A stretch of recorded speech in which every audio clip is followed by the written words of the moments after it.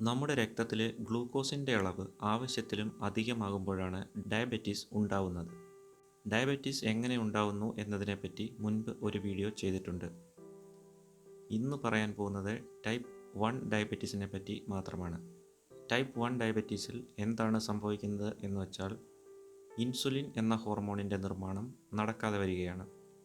നമ്മുടെ പാൻക്രിയാസ് എന്ന ഗ്രന്ഥിയിൽ നിന്നും പുറപ്പെടുവിക്കുന്ന രണ്ട് ഹോർമോണുകൾ ഇൻസുലിനും ഗ്ലൂക്കഗോണും. ഇവയാണ് നമ്മുടെ രക്തത്തിൽ ഗ്ലൂക്കോസ് കൂടാതെയും കുറയാതെയും നോക്കുന്നത്. നമ്മുടെ ശരീരത്തിലെ രോഗപ്രതിരോധ പ്രക്രിയകൾ നിർവഹിക്കുന്ന ഇമ്മ്യൂൺ സിസ്റ്റം തെറ്റായ രീതിയിൽ പ്രവർത്തിക്കുകയും പാൻക്രിയാസിലെ ഇൻസുലിൻ ഉൽപ്പാദിപ്പിക്കുന്ന കോശങ്ങൾക്കെതിരെ ആൻറ്റിബോഡീസ് നിർമ്മിക്കുകയും കോശങ്ങളെ നശിപ്പിക്കുകയും ചെയ്യുന്നു. ഇതുമൂലം ശരീരത്തിൽ ഇൻസുലിൻ ഇല്ലാതെയാകുന്നു. ശരീരത്തിൽ ഇൻസുലിൻ ഇല്ലാതെയാകുന്നതോടെ പുറത്തുനിന്ന് ഇൻസുലിൻ ശരീരത്തിന് കൊടുക്കുക എന്നത് മാത്രമാണ് പ്രധാനമായും ചികിത്സയായി ചെയ്യാൻ കഴിയുന്നത്. ടൈപ്പ് 1 കൂടുതലായും കുട്ടികളിലും ചെറുപ്പക്കാരിലുമാണ് കണ്ടുവരുന്നത്.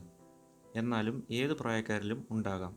അച്ഛനമ്മമാർക്കോ സഹോദരങ്ങൾക്കോ ഈ രോഗമുണ്ടെങ്കിൽ ഒരുപക്ഷെ നിങ്ങൾക്കും വരാൻ സാധ്യത കൂടുതലാണ്. ടൈപ്പ് 2വിനെ അപേക്ഷിച്ച് ടൈപ്പ് 1 ഡയബറ്റീസ് വളരെ അപകടകാരിയാണ്. ലക്ഷണങ്ങൾ വളരെ വേഗം പ്രകടമാവുകയും ദിവസങ്ങൾ കൊണ്ട് രോഗം മൂർച്ഛിക്കുകയും ചെയ്യും. അമിതമായ ദാഹം, മൂത്രശങ്ക, അമിതമായ മൂത്രമൊഴിവ്, കാഴ്ചയുടെ ബുദ്ധിമുട്ടുകൾ, ക്ഷീണം, ശരീരഭാരം പെട്ടെന്ന് കുറയുക എന്നിവയൊക്കെ പ്രധാന ലക്ഷണങ്ങളാണ്. ഈ ലക്ഷണങ്ങൾ ശ്രദ്ധിക്കാതെ പോയാൽ ഒരുപക്ഷെ ഡയബറ്റീസ് കീറ്റോ അസിഡോസിസ് എന്ന അപകടകരമായ അവസ്ഥയുണ്ടായേക്കാം. ടൈപ്പ് 1 ഡയബറ്റീസ് എന്ന രോഗത്തെ പ്രതിരോധിക്കാനും ചികിത്സിച്ച് ഭേദമാക്കാനും കഴിയുകയില്ല. ദിവസവും വേണ്ട അളവിൽ ഇൻസുലിൻ എടുക്കുന്നതിലൂടെ മറ്റാരെയും പോലെ തന്നെ ടൈപ്പ് 1 ഉള്ളവർക്കും സാധാരണ ജീവിതം നയിക്കാൻ കഴിയുന്നതാണ്. ഇൻസുലിൻ എടുക്കുന്നത് ഇന്ന് തികച്ചും ലളിതവും ശാരീരിക ബുദ്ധിമുട്ടുകൾ ഇല്ലാതെയും ആയിക്കഴിഞ്ഞു.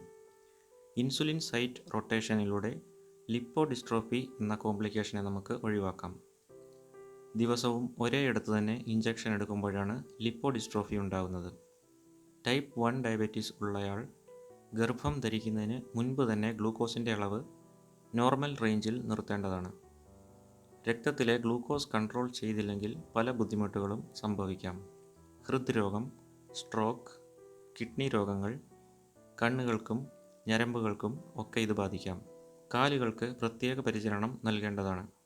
എപ്പോഴും ചെരുപ്പ് ഉപയോഗിക്കുക. മുറിവുകൾ ഉണ്ടാകാതെ ശ്രദ്ധിക്കുക. ബുദ്ധിമുട്ട് തോന്നുമ്പോൾ സ്വയം ചികിത്സിക്കാതെ വിദഗ്ധ ചികിത്സ തേടുക. യോഗ, മെഡിറ്റേഷൻ, ലഘുവായ വ്യായാമങ്ങൾ മുതലായവ ജീവിതത്തിൻ്റെ ഭാഗമാക്കുക. കയ്യിൽ എപ്പോഴും മധുരമുള്ള എന്തെങ്കിലും കരുതുക. ഹൈപ്പോഗ്ലൈസീമിയയുടെ ലക്ഷണങ്ങൾ തോന്നുമ്പോൾ ഉടൻ കഴിക്കുകയും വൈദ്യസഹായം തേടുകയും ചെയ്യുക. മദ്യപിക്കുന്ന ആളാണെങ്കിൽ നിർബന്ധമായും ഭക്ഷണത്തിന് ശേഷം മാത്രം മദ്യപിക്കുക. അമിതമായി മദ്യപിക്കാതെ ഇരിക്കുക. മദ്യത്തിൽ മധുരമുള്ള പാനീയങ്ങൾ കലർത്താതെ ഇരിക്കുക. ഡയബറ്റീസ് ഉള്ള കാര്യം കൂടെ മദ്യപിക്കുന്നവരോടും സുഹൃത്തുക്കളോടും പറയാൻ മറക്കരുത്. ഈ ചാനൽ സബ്സ്ക്രൈബ് ചെയ്യാത്തവർ ദയവായി സബ്സ്ക്രൈബ് ചെയ്യുക. മറ്റൊരു വിഷയമായി വീണ്ടും കാണാം. നന്ദി.